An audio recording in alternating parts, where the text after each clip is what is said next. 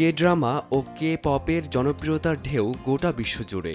এই তারকাদের প্রতি ভক্তদের ভালোবাসায় যেন অনেক সময় হয়ে ওঠে তাদের দুর্বলতা।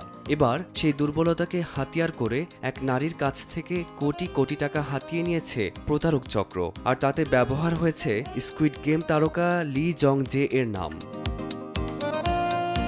জেটিবিসির সূত্র মতে ৫০ বছর বয়সী এক নারী সামাজিক মাধ্যমে এমন এক অ্যাকাউন্টের সঙ্গে যোগাযোগ করেন যেটি দাবি করে সেটি লি জং জে এরই। কৃত্রিম ছবি আর মিষ্টি কথার জালে ফাঁসিয়ে তাকে বিশ্বাস করানো হয় অভিনেতা নিজেই তার সঙ্গে সম্পর্ক গড়ে তুলেছেন, আর সেই ভক্তের অন্ধবিশ্বাসেই হাতিয়ে নেওয়া হয় প্রায় ৫ কোটি দক্ষিণ কোরিয়ান ওয়ান, যা বাংলাদেশি টাকায় ৪ কোটিরও বেশি।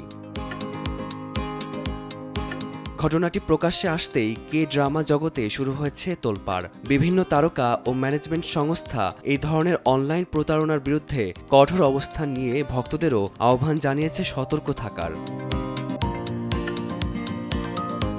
এদিকে লি জং জে বা তার প্রতিনিধিরা এখনও এই নির্দিষ্ট ঘটনার বিষয়ে প্রকাশ্যে কিছু বলেননি। স্কুইড গেমের পর আন্তর্জাতিক পর্যায়ে যাত্রা শুরু করা এই অভিনেতাকে শিগগিরই দেখা যাবে নতুন cinema Nice to Not Meet ইউতে, যেখানে তার সহ অভিনেত্রী দ্য গ্লোরি খ্যাত লিম জি ইওয়ান।